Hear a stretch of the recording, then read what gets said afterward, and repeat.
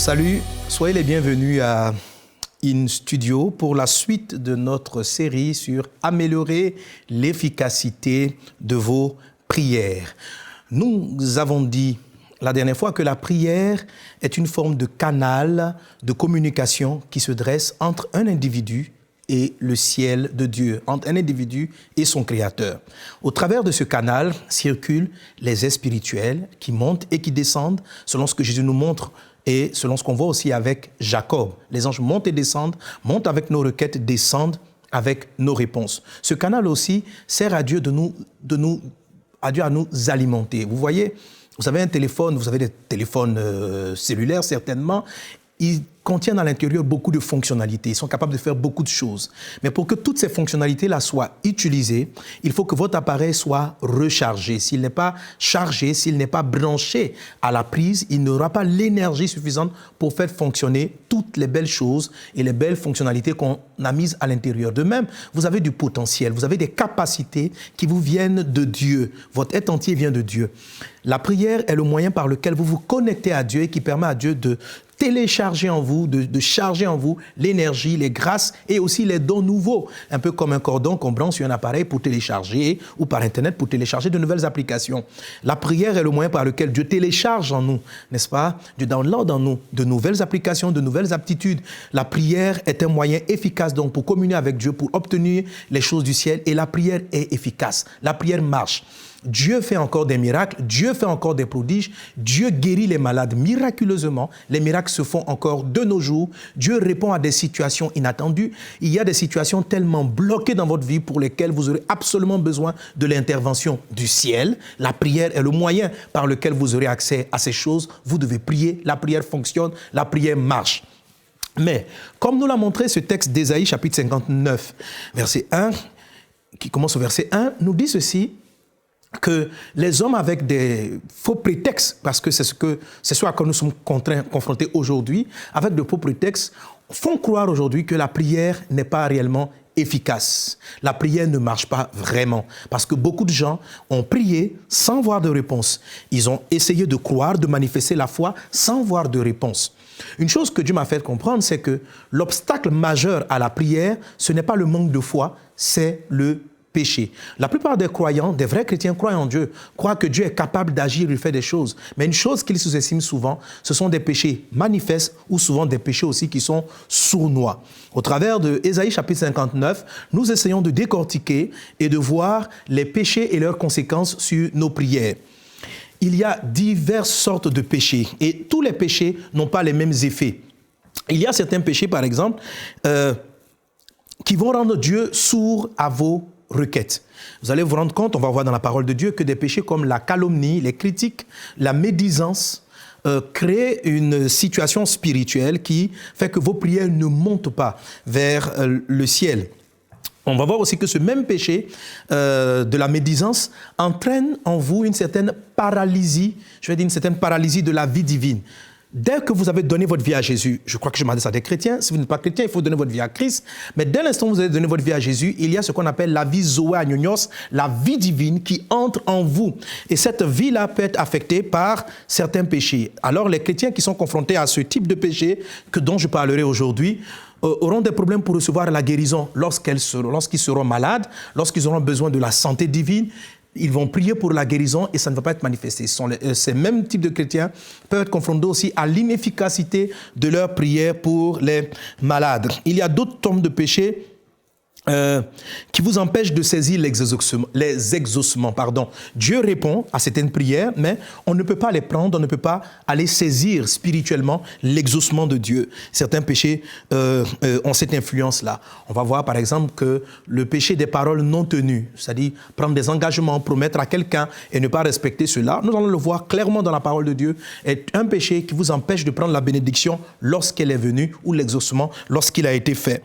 Vous avez des péchés qui empoisonne par contre l'exaucement. C'est-à-dire, vous priez, vous avez la réponse de Dieu, la réponse arrive, mais c'est comme si la réponse est minée. C'est comme si la réponse vient avec un poison et après qui qui est négatif à la fin et qui ne produit pas les effets escomptés. Certains types de péchés donnent de tels résultats.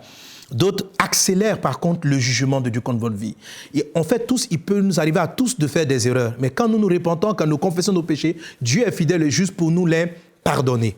Certains types de péchés accélèrent le jugement. C'est-à-dire, quand vous faites une erreur, dès que vous en faites, simultanément, juste après, vous récoltez les conséquences de votre péché. Et c'est une situation assez gênante, assez dramatique pour les personnes qui y sont confrontées. Certains péchés vous rendent aveugles spirituellement, vous empêchent de voir la lumière de Dieu, l'orientation divine, vous empêchent de vous orienter. Je ne pense pas pouvoir traiter cela, mais des péchés comme la rébellion, le fait de ne pas honorer, par exemple, ses parents spirituels, physiques, de ne pas les respecter, de ne pas les honorer, va avoir l'effet de vous rendre aveugle spirituellement parlant. La Bible dit dans le livre de Proverbes, celui qui dit du mal ou celui qui maudit son père ou sa mère, sa lampe s'éteindra au milieu des ténèbres. Sa lampe va s'éteindre au milieu des ténèbres. Donc ce sera une personne qui sera confrontée aux ténèbres. Peut-être que je dirai un mot là-dessus. On verra. On va toucher des choses comme le mépris, etc., qui créent beaucoup d'autres choses. Ou qui vous font rejeter, par exemple, les exaucements de Dieu. Certaines fois, Dieu vous répond. Vous arrivez même à saisir l'exaucement de Dieu. Mais un type de péché va vous amener à jeter l'exaucement que Dieu vous a donné. Alors, j'ai cité ainsi les péchés pêle-mêle, mais notez-les, quels qu'ils soient. Proverbe 28, verset 13, dit ceci. Celui qui cache ses transgressions ne prospère point, mais celui qui les avoue et les délaisse obtient miséricorde. Amen. Tout péché peut être pardonné par le sang de Christ, mais il faut qu'il soit avoué. Il faut qu'il soit reconnu. Or, comment puis-je avouer un péché si je le sous-estime, si je considère qu'il est banal, qu'il n'en est pas un? 1 Jean chapitre 1, verset 9. Si nous confessons nos péchés, il est fidèle et juste pour nous les pardonner et pour nous purifier de toute iniquité. Oui, mes amis, Dieu est fidèle et juste pour nous pardonner si nous confessons. Autrement dit, reconnaître, avouer et puis dire à Dieu, Seigneur, je regrette d'avoir fait cela. La première repentance et la première conversion qui va vous amener à une vie d'exaucement de prière, c'est bien sûr la conversion à Christ. Si vous m'entendez, si vous entendez ce message, si vous voulez que vos prières soient efficaces, repentez-vous de vos péchés, convertissez-vous, venez à Jésus, n'est-ce pas, vous serez sauvés. Amen. Je m'adresse principalement dans ce message à des chrétiens. Même les païens aussi, quelquefois, sont exaucés lorsqu'ils crient à Dieu. Mais pour nous, les chrétiens, pour ceux qui marchent avec Jésus, Jésus promet un exaucement à 100%. Améliorer l'efficacité de vos prières, c'est de vous amener à avoir des prières exaucées à 100%. Est-ce que quelqu'un croit cela?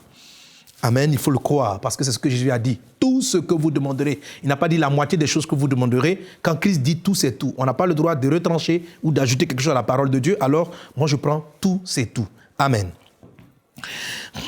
Alors, les péchés sont divers. Dans le livre de 1 Thessaloniciens, chapitre 5, verset 23, la Bible parle des souillures qui peuvent souiller le corps, l'âme ou l'esprit. Les différents péchés qui viennent faire entrave à nos prières peuvent justement donc se classer dans ces différentes catégories. Je toucherai en premier abord des péchés qui sont relatifs à la chair, au corps, quelques-uns, et que Dieu puisse nous aider aussi à avoir le discernement pour les autres.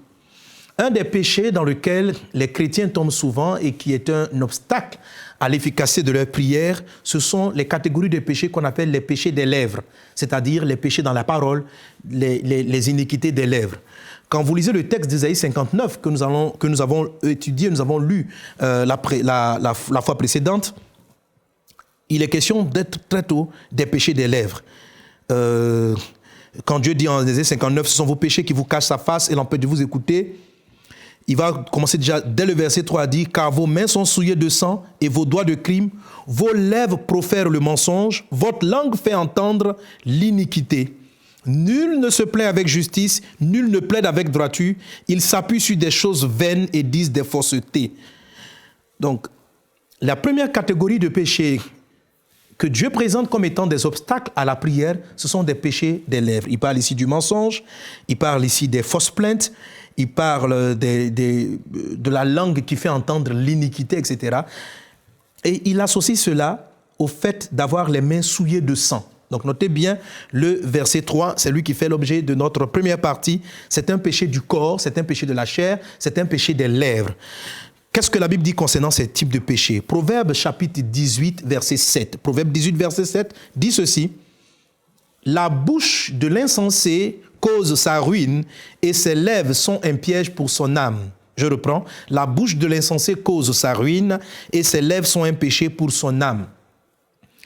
À cause du péché des lèvres, et on va voir, il y en a plusieurs, vous pouvez vous ruiner sur le plan spirituel. Donc, les péchés des lèvres vont affecter la vie spirituelle d'une personne. Quelqu'un peut prier, Jésus, donne-moi une vie de prière. Jésus, donne-moi une communion intime avec toi. Mais si vous dites n'importe quoi, si vous, dans les causeries, dans les entretiens que vous avez les uns avec les autres, il sort de votre bouche des choses insensées, votre vie va rentrer dans un cycle de ruine. Ruine, ça veut dire détruire ce qui a été construit, ça veut dire perdre ce qui a été bâti. Donc faites très attention. Tout chrétien qui se livre au péché des lèvres va tomber dans un cycle de ruine.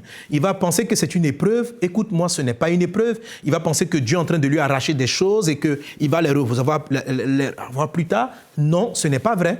Il y a un péché qui doit être confessé et vous allez voir que votre couple, votre vie spirituelle et les choses que vous demandez à Dieu ne connaîtront pas la ruine. Elles seront davantage reluisantes par la grâce de Dieu. Donc la bouche de l'insensé cause sa ruine et ses lèvres sont un piège pour son âme.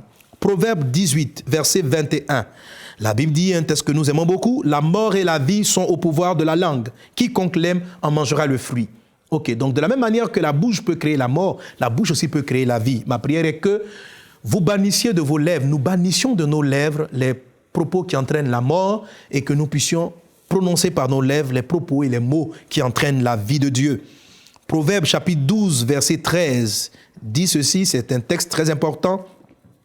Il y a dans le péché des lèvres un piège pernicieux. Il y a dans le péché des lèvres un piège pernicieux, mais le juste se tire de la détresse. Oui, la Bible dit que les péchés des lèvres sont pernicieux. Ils sont sournois. Ce sont des péchés qui surprennent, qui arrivent facilement. Ce sont des péchés, les péchés souvent les plus compliqués à contrôler. Les péchés des lèvres sont très souvent l'introduction aux autres types de péchés. N'oubliez pas le texte qu'on a lu, la Bible dit « Ses lèvres sont un piège pour son âme ». Les péchés des lèvres vont entraîner souvent dans notre vie d'autres péchés. Lorsqu'un frère tombe dans des péchés comme l'impudicité, l'adultère, etc., très souvent, la faute a commencé au niveau des lèvres. Les péchés des lèvres sont très pernicieux, ils sont sournois, ils sont subtils, mais que Dieu nous aide à les dévoiler. Alors, on peut citer plusieurs péchés des lèvres, même si je ne les développerai pas tous. Le mensonge est un péché des lèvres, la médisance est un péché des lèvres, les calomnies sont des péchés des lèvres, le bavardage inutile fait partie des péchés des lèvres, le fait de dire des choses et de ne pas honorer, de promettre et de ne pas réaliser sa promesse, le fait de banaliser les propos, les paroles, sont aussi des péchés des lèvres. Vous en connaissez, vous pouvez même encore les citer. Ésaïe 59 dit, nous connaissons les péchés, n'est-ce pas? Nous les connaissons, ils ne sont pas cachés. Les péchés de la chair ont pour le propre d'être manifestes, selon ce que dit Galates chapitre 5. Les œuvres de la chair sont manifestes. Alors, voyons encore un puissant texte. Le péché des lèvres, écoutez, est un péché qui va donner au diable ou à des personnes de pouvoir tenir votre vie ou tenir les choses que Dieu va vous donner. Les péchés des lèvres sont des types de péchés qui donnent un contrôle à votre vie, un contrôle de votre vie, soit au diable, soit à des personnes autres. Les péchés des lèvres sont des péchés qui peuvent aussi attaquer, surtout le péché qu'on appelle le mensonge, qui peuvent aussi attaquer les fruits de vos exaucements. Ou certaines choses que vous croyez que Dieu a bâties dans votre vie. Jacques chapitre 3, verset 1 dit ceci. « Ne soyez pas beaucoup de docteurs, mes frères, sachant que nous recevrons un jugement plus sévère. Car nous faillissons tous à plusieurs égards. Si quelqu'un ne faillit pas en parole, celui-là est un homme parfait. » Je suis dans la version Darby. « Celui-là est un homme parfait, capable de tenir tout le corps en bride. » Dieu dit, celui qui contrôle sa parole est capable de contrôler tout le reste de son être entier. C'est super. Amen. verset 3, Jacques chapitre 3, verset 3, dit maintenant, « Voici, nous mettons les morts des chevaux dans leur bouche pour qu'ils nous obéissent et nous dirigeons ça et là leur corps tout entier. Voici, les navires aussi qui sont si grands, qui sont poussés par des vents violents, sont dirigés ça et là par un très petit gouvernail, ou que ce soit que le veuille l'impulsion de celui qui les gouverne. » Verset 5. « Ainsi aussi la langue est un petit membre et elle se vante de grandes choses. Voici un petit feu, quelle grande forêt allume-t-il? Et la langue est un feu, la langue est un monde d'iniquité, est établie parmi les membres, car c'est elle qui souille tout le corps et enflamme tout le cours de la nature, et est enflammée par la géhenne, car toute espèce de bêtes sauvages et d'oiseaux, de reptiles et d'animaux marins a été domptée par l'espèce humaine. Mais pour la langue, aucun des hommes ne peut la dompter. C'est un mal désordonné, plein de venin mortel. Par elle, nous bénissons le Seigneur et Père. Par elle, nous maudissons les hommes faits à la ressemblance de Dieu. Donc, qu'il n'en soit pas ainsi dans nos vies. Amen. Jacques dit en résumé que la langue nous contrôle. La langue contrôle le reste du corps. La langue contrôle la vie. La langue contrôle beaucoup de choses. Donc, il faut faire attention au type d'iniquité. C'est pourquoi Ésaïe 59 commence à dire, c'est la première catégorie de péché, le premier type de péché qui sont des obstacles entre nos exaucements, qui sont des obstacles dans nos prières. Jacques finit en disant ceci, faites attention que dans notre bouche, on ne bénisse pas Dieu en même temps et on ne le maudit pas en même temps. Il faut faire attention parce que la source ne peut pas faire sortir deux qualités d'eau simultanément. Le premier type de péché qui détruit beaucoup l'Église ou les chrétiens, c'est la médisance. La médisance, ou quelquefois appelée la calomnie, on peut l'appeler aussi la calomnie, est le faire de dire du mal des personnes en leur absence ou de rapporter des propos qu'on estime être négatifs qui se passent autour de nous. Ce sont donc très souvent des choses qui sont fréquentes dans nos communautés et beaucoup de chrétiens sont friands de ce type de péché, des petits racontards, de petits ceci, quelqu'un a dit cela, on se joint, ah tu as appris, le pasteur a fait ceci, la femme du pasteur, un tel frère a fait ceci, et puis on colporte des informations, quelquefois vraies, quelquefois mensongères, quelquefois des mauvaises interprétations des choses. N'oubliez pas, la Bible dit que c'est un péché, les péchés des lèvres sont pernicieux. Et on aime beaucoup parler. La Bible dit qu'il est très difficile de contrôler la langue. Et on se met à dire des choses et on ne sait pas que juste après cela, toutes les prières que nous allons faire monter avec Dieu sont en danger. Il faut faire beaucoup attention à cela. Lévitique chapitre 19, versets 16 à 17 dit ceci. « Tu ne répandras point la calomnie. » Parenthèse, le mot calomnie vient de l'hébreu rakil, qui associe la médisance, les critiques négatives, tout cela. Tu ne répandras point de calomnie parmi ton peuple. Tu ne t'élèveras point contre le sang de ton prochain.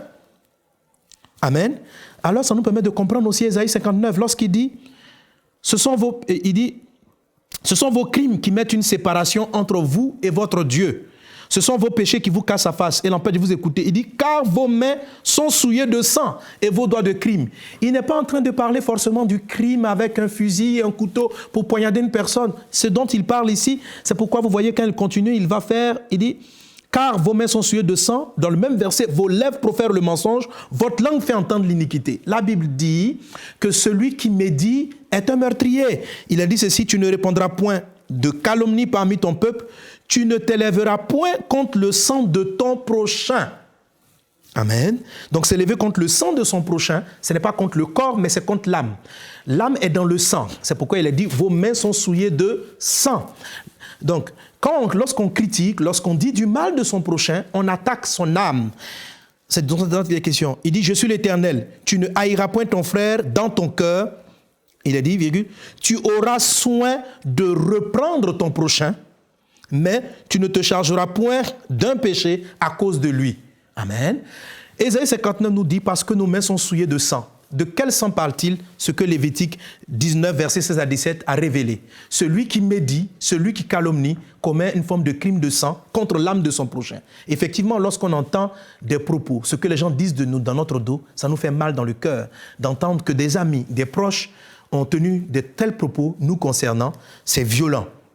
C'est vrai qu'on se plaint lorsqu'on parle de nous, mais nous sommes aussi souvent les premières personnes à parler aussi des autres et à colporter des choses. Vous voyez, en Lévitique, il dit « Tu ne répandras point la calomnie ». C'est-à-dire, répandre la calomnie, c'est deux groupes de personnes. Soit l'auteur de la calomnie, soit celui qui colporte l'information. Il dit ceci, tu auras soin de reprendre ton prochain. Autrement dit, si ton prochain a fait une chose qui est répréhensible, Dieu t'ordonne de te tenir devant la personne et de lui faire le reproche. La Bible dit que si ton frère a péché, va et reprends-lui entre toi et lui seul. S'il se répand, tu as gagné ton frère. S'il ne se répand pas, tu peux appeler une seconde personne. Donc, on n'appelle pas la seconde personne, la troisième personne, pour soi-disant prier pour la personne. Non, ce que Jésus nous a donné, lorsqu'un frère a fait une erreur, lorsqu'un frère a péché, on va vers elle, on lui parle. Franchement, la Bible dit dans Lévitique, tu auras soin de reprendre ton prochain, mais tu ne vas pas voir un péché. Tu ne vas pas voir commettre une iniquité et puis aller dire à une tierce personne, aller dire à une autre personne, soi-disant pour prier pour elle, soi-disant pour avoir des révélations de ce qui se passe dans l'église, c'est un péché. C'est un péché de calomnie, c'est un péché qu'on appelle rakil. C'est un péché qui vous amène à vous lever contre le sang de votre prochain. Et quand on se lève contre le sang du prochain, ça a beaucoup de conséquences en ce qui concerne la prière. Premièrement, les faits. Vous vous rappelez, Genèse chapitre 4, verset 10, dit ceci. Et Dieu dit, qu'as-tu fait? La voix du sang de ton frère crie de la terre jusqu'à moi. Ça, c'est la phrase que Dieu a prononcée à Caïn lorsqu'il a tué Abel. Il est question ici du sang. La voix du sang. La Bible dit que celui qui calomnie tue, attaque le sang de son prochain. Lorsqu'une âme est meurtrie à cause des calomnies et qu'elle pleure parce qu'elle est critiquée dans l'église, le son de sa voix, de son âme, monte vers Dieu, selon Genèse chapitre 4, verset 10. Et c'est en ce moment-là que Dieu devient sourd à vos prières. Tout chrétien qui calomnie, qui répand la calomnie, dans le temps qui suit, fait que ses prières amènent ses prières à ne pas monter au ciel. Donc il n'aura pas de résultat. Dieu n'entend pas ses prières. Répands-toi de la calomnie, répands-toi du mal. Si ton frère a fait une erreur, ça arrive. S'il a péché, va le voir, reprends-le, parle avec lui. S'il ne se répand pas, parle à une seconde personne. S'il ne vous écoute pas, allez parler au pasteur de l'église et puis l'église va en décider. Donc l'église ne doit être informée, le pasteur ne doit être informé qu'en dernier recours. Il faut prendre le temps de parler avec les gens et de ne pas calomnier. La médisance et la calomnie, le péché rakil, est une des causes d'un grand manque d'exaucement dans nos communautés. Les prières ne sont pas efficaces à cause de rakil. Que quelqu'un qui entende cela confesse ce péché et se répande afin que ses prières montent à Dieu. Dieu est sourd à tes prières. Une deuxième conséquence du péché rakil, de la calomnie, c'est que le rakil, non seulement ferme les oreilles de Dieu, mais le rakil détruit la vie divine en vous. La vie divine en vous. 1 Jean chapitre 3 verset 15 dit ceci. Quiconque hait son frère est un meurtrier. Et vous savez qu'aucun meurtrier n'a la vie éternelle demeurant en lui. Quiconque hait son frère est un meurtrier. Rappelez-vous le texte qu'on a lu. On a lu que celui qui critique, celui qui médit est un meurtrier. Celui qui calomnie est un meurtrier. Mais meurtrier de l'âme qui est dans le sang. Et la Bible dit, nous savons qu'aucun meurtrier n'a la vie éternelle demeurant en lui. On n'a pas dit qu'il n'a jamais reçu la vie éternelle. Si, on parle de demeurer. Jean fait ressortir la notion de demeurer, d'habiter. La vie éternelle doit demeurer. Tu peux avoir reçu la vie en donnant ta vie au Seigneur. Tu peux avoir reçu la vie éternelle. Mais est-ce que la vie divine demeure en toi? Si la vie divine demeure en toi, la vie Thanatos, la mort, ne peut pas demeurer dans ta vie. Les démons ne pourront pas demeurer dans ta vie. Donc, les esprits mauvais, les démons et les maladies qui sont opposés à la vie de Dieu arrivent à s'installer dans la vie des croyants à cause des propos qu'ils tiennent. La Bible dit que si quelqu'un est un meurtrier, donc si quelqu'un calomnie, si quelqu'un a les mains salies du sang de l'âme de son frère, la vie divine n'arrive pas à demeurer en lui. Alors, cette personne-là sera sujet aux maladies. Le diable pourra entrer dans sa vie, détruire beaucoup de choses qu'elle a dans sa vie. Vous voyez, c'est très dommageable. Le péché de la médisance, le péché de la calomnie, il est un véritable obstacle à l'effet de la prière. Et des personnes qui excellent, qui médisent beaucoup, auront des difficultés à recevoir la guérison lorsqu'on priera pour elles, parce que la vie divine n'est pas en elles, et à recevoir certaines choses de Dieu, ou à permettre à la vie de Dieu et aux exaucements de Dieu de demeurer longuement dans leur vie. Détournez-vous de ce péché, dit le Seigneur, et vous allez voir que la main de Dieu est puissante, que Dieu répond aux prières, que Dieu exauce véritablement les prières. Un autre péché des lèvres que j'aimerais traiter, et j'aimerais dire aussi rapidement, si vous lisez le psaume 1, verset 1, même jusqu'à 6, vous pouvez aller plus loin, la Bible dit ceci: celui qui s'assoit en compagnie des moqueurs, celui qui s'assoit en compagnie des moqueurs. Il ne faut pas... celui qui prête aussi l'oreille aux calomnies.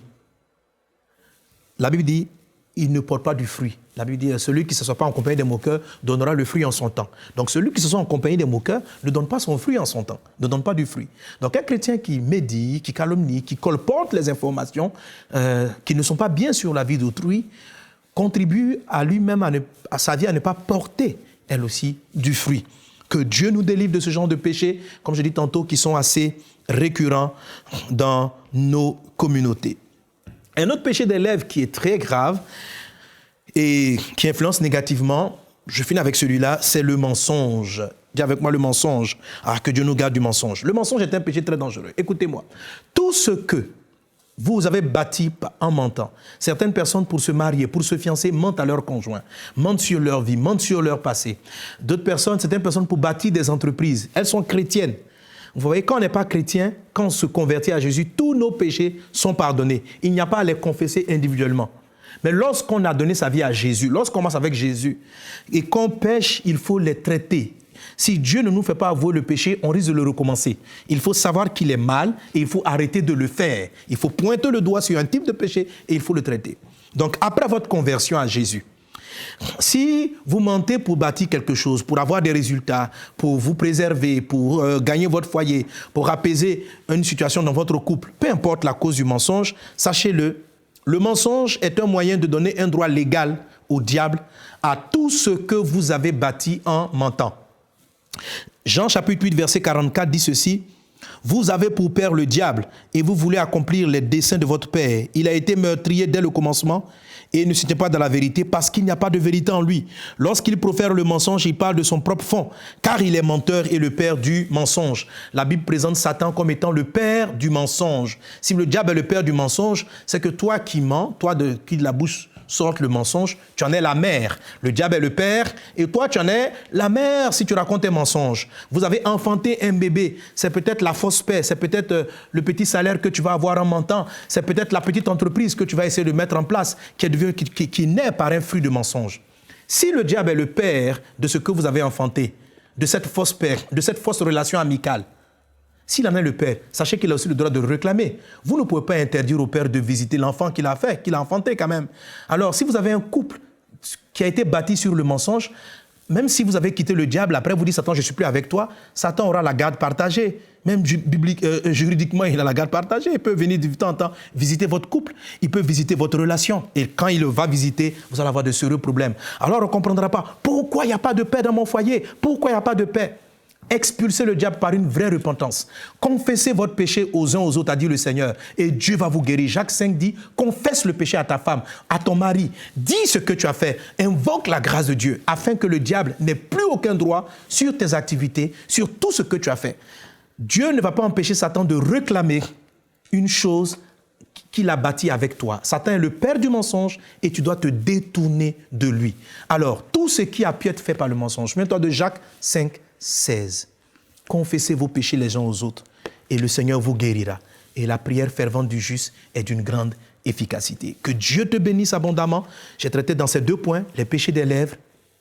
Il faut en départir, il y en a encore d'autres, mais je veux juste m'arrêter sur ces 2-là. Que la paix du Seigneur soit avec toi et que sa faveur soit là. Repentons-nous, sanctifions-nous pour la miséricorde de Dieu.